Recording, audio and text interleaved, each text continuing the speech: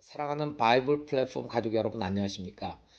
오늘은 이 바이블 플랫폼을 떻게 효과적으로 사용할 수 있을지 그런 부분에 대해서 좀 나누려고 합니다.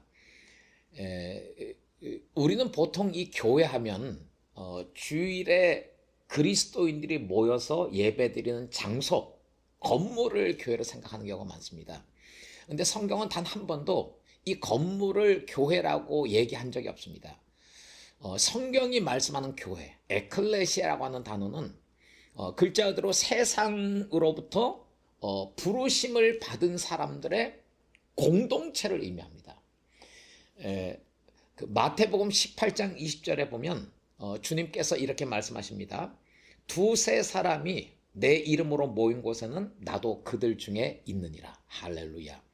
이 두세 사람 이상이 주님의 이름으로 함께 모이는 그 모임, 그것 자체가 바로 교회가 되는 것입니다. 그래서 이 그리스도인들이 주님의 이름을 부르는 이 사람들이 사무실에서 모이던 집에서 모이던 카페에서 모이던 창고에서 모이던 공원에서 모이던 거리에서 모이던 주님의 이름으로 함께 모여서 그들이 모임을 하게 된다면 이것이 이제 본질적인 교회가 되는 것입니다.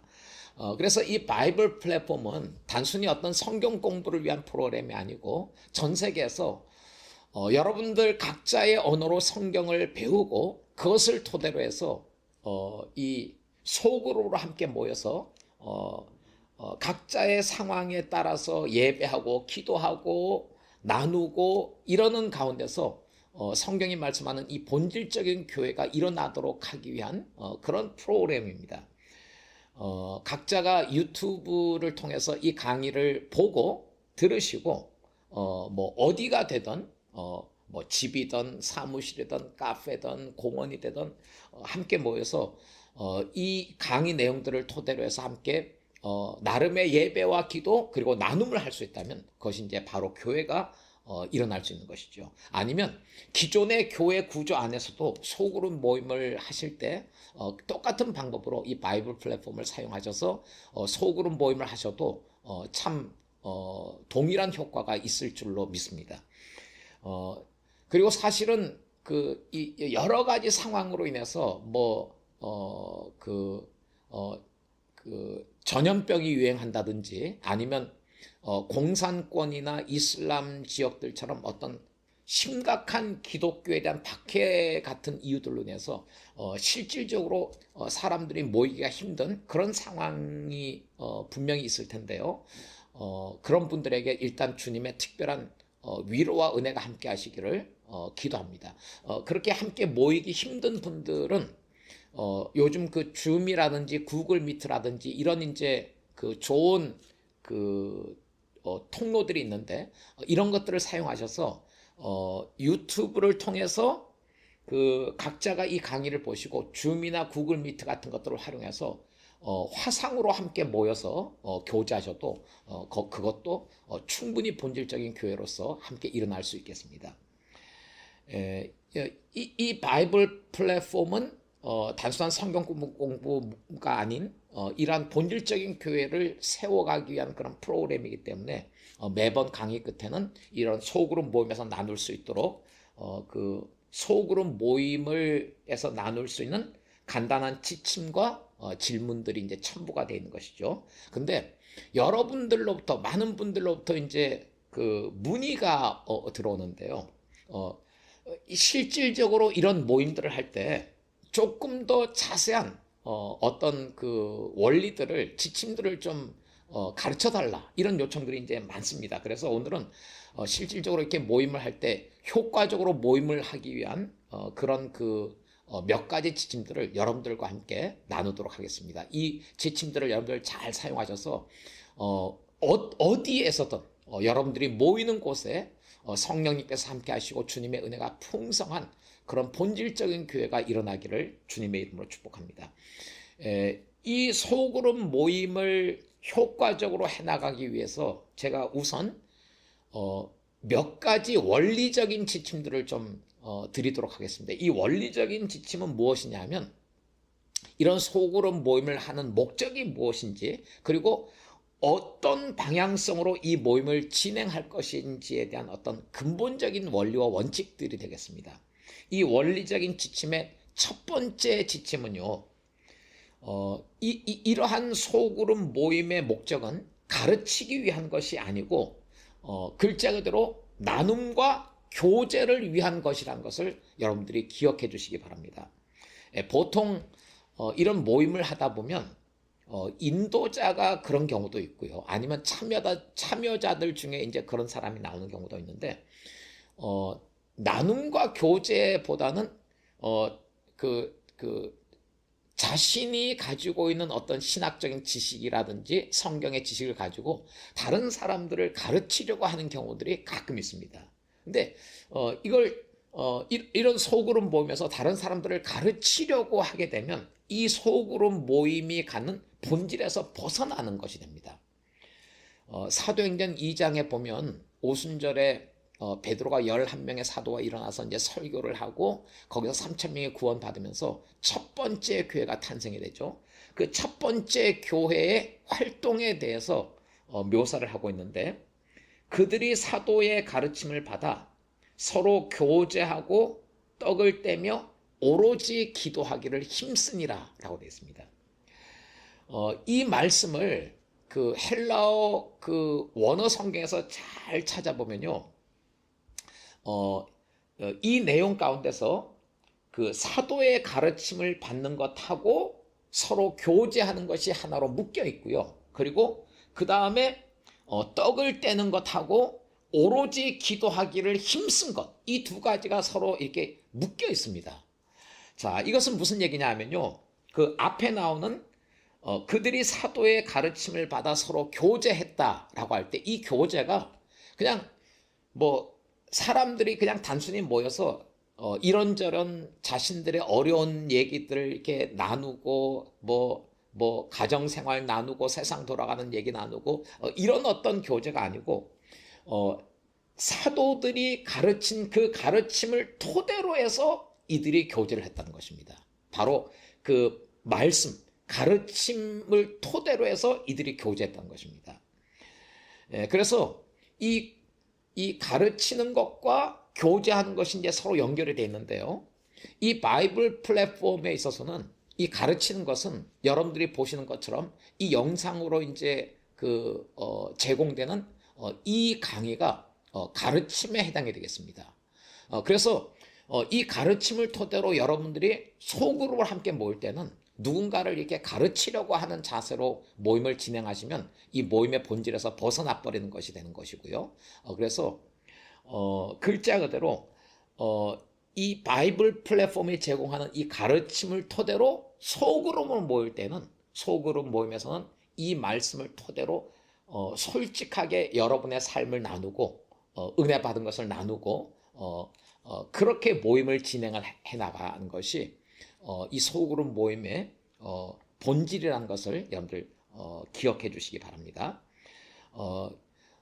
이 소그룹 모임에 있어서 인도자조차도 다른 사람을 가르치려고 하는 자세로 임하면 좀 곤란합니다. 인도자의 역할은 다른 사람을 가르치기 위한 것이 아니고 이 바이블 플랫폼이 제공하는 가르침을 토대로 참여자들 안에 아름다운 나눔이 나누어지고, 그런데 이 나눔들이 어떤 곁길로 새어나가지 않고 한 성령님의 흐름을 따라서 한 가지 방향으로 잘 흘러갈 수 있도록 물길을 열어주는, 그 역할이 바로 이 소그룹 모임의 인도자의 역할이라는 것을 잘 기억하시고, 가르치려고 하는 것 대신에 나누고 교제하는 것에 초점을 맞추어서 모임을 진행해 주시기 바랍니다. 두 번째는 정직하게 자신의 삶을 오픈하고 나누어 주셔야 됩니다. 가르치는 모임이 아닌 나눔과 교제의 이 본질적인 모임으로 이것이 잘 진행되기 위해서는 인도자부터 자신의 삶을 솔직하게 오픈하고 나누는 것이 굉장히 중요합니다. 그것이 어떤 놀라운 승리의 간증, 영광스러운 간증뿐만 아니고 자신의 아픔, 자신의 실패한 경험들, 심지어 자신의 수치되는 부분들일지라도 인도자가 그런 것을 정직하게 오픈해서 나눌 때 인도자가 얼만큼 자신의 삶을 정직하게 오픈해서 나누느냐에 따라서 이 소그룹 모임에 참여한 사람들도 함께 자신들의 삶을 정직하게 오픈할 수 있는 그런 영적인 분위기가 조성이 되는 것입니다. 그리고 그러한 영적인 분위기가 조성이 될 때 성령님께서 그곳에 임하셔서 사람들의 심령을 터치하시고 치유하시고 우리의 정직한 고백들, 나눔들을 토대로 우리 가운데 은혜를 부어주시고 성령님께서 역사하시는 공간이 마련이 되는 것입니다. 세 번째 원리적인 지침은요, 모임을 진행할 때 한두 사람이 모임을 독점하지 않도록 주의하셔야 된다는 것입니다. 다시 한번 말씀드리지만 이 소그룹 모임은 분명히 그 나눔과 교제를 위한 모임입니다.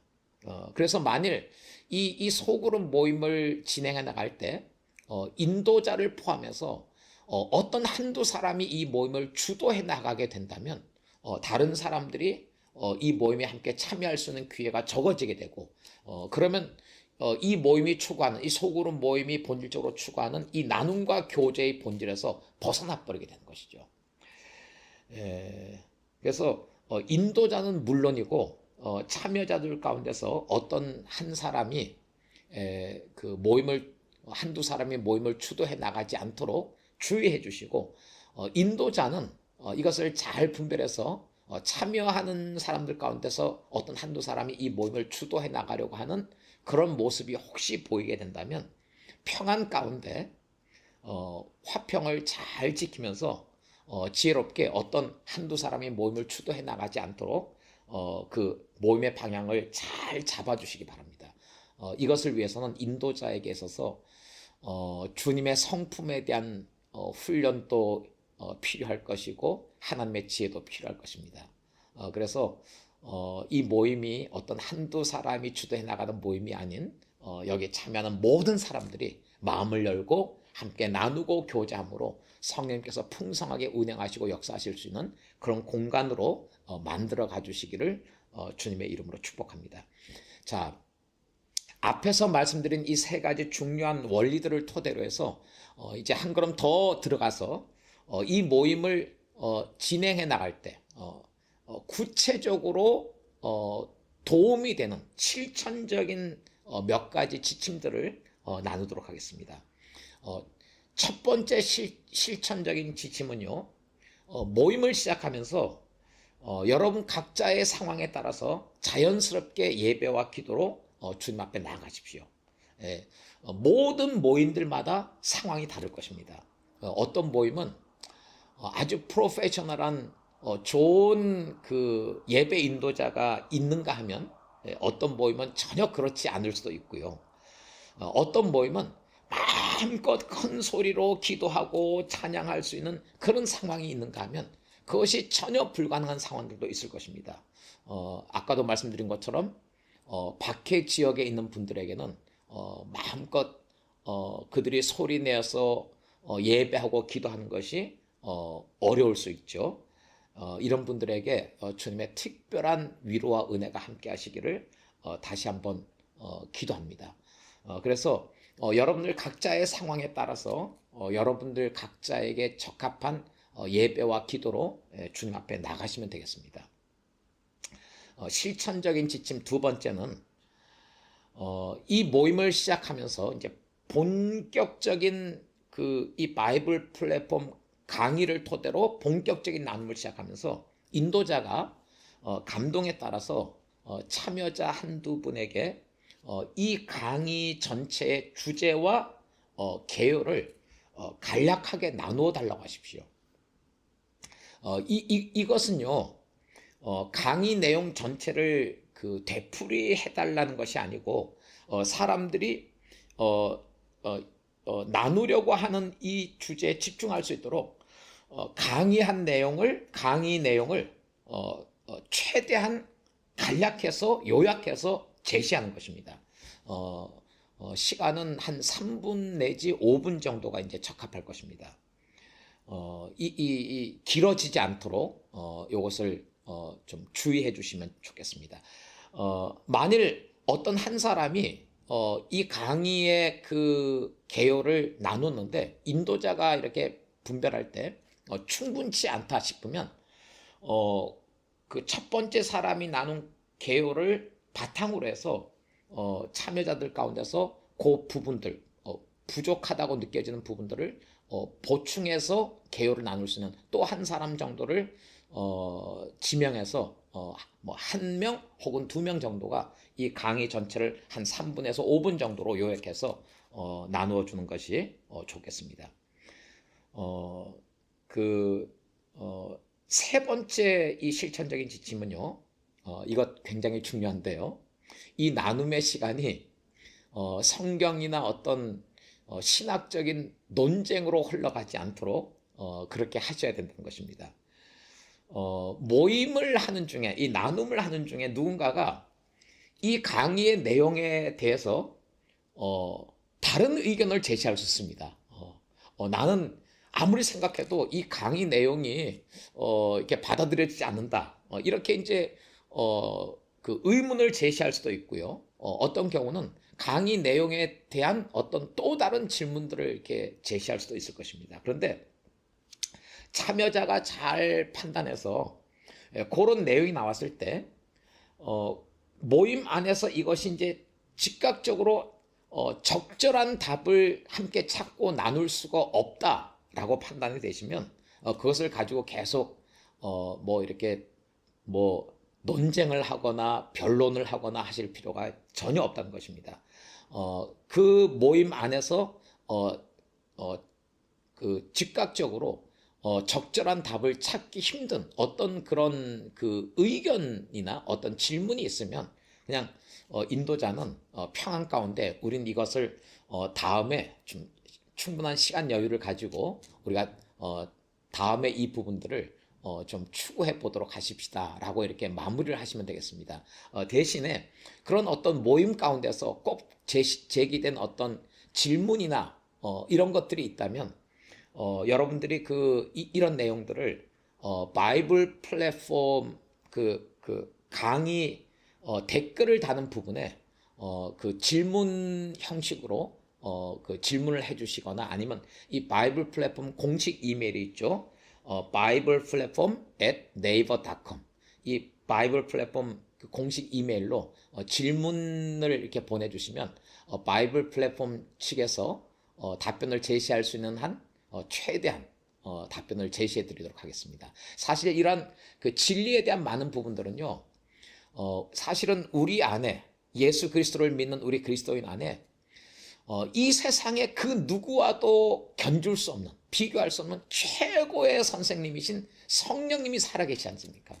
그래서 성령님을 의지하면서 성령님을 신뢰하는 마음으로 우리가 갖고 있는 어떤 진리에 대한 의문들, 성경에 관한 질문들이 있으면 성령님을 의지하는 마음으로 우리 마음속에서 계속 그것을 이렇게 따라가 보시다 보면 그 질문하는 마음을 가지고 그것을 따라가 보시다 보면 성령님께서 적절한 때 적절한 방법으로 응답해 주시는 경우들이 대단히 많습니다. 그래서 어떤 성경에 관한 지식에 대해서 의문이 생길 때 그것을 즉각적으로 해결하려고 하는 것보다 시간적인 여유를 가지고 우리 안에 계신 최고의 선생님이신 성령님을 의지하면서 성령님께서 가르쳐 주시는 것을 신뢰하면서 따라가는 것도 굉장히 좋은 방법이 되겠습니다.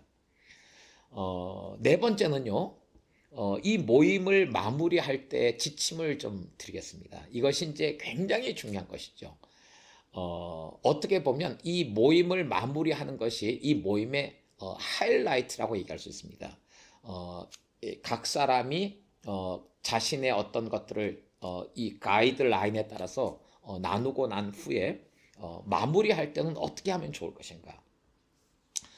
이렇게 좀 권유를 드리고 싶습니다. 참여자들 각자가 조용히 눈을 감고 오늘 나눈 이 나눔 그리고 강의의 내용들을 다시 한번 각자가 천천히 침묵 가운데서 음미하는 시간을 가지시기 바랍니다. 그 바이블 플랫폼 매 강의 끝에 있는 가이드라인의 제일 마지막 부분에 보면 이렇게 돼 있죠. 조용히 눈을 감고 이 강의의 내용을 천천히 음미해 보십시오. 그리고 주님의 감동과 성령님의 말씀하심에 귀를 기울이십시오.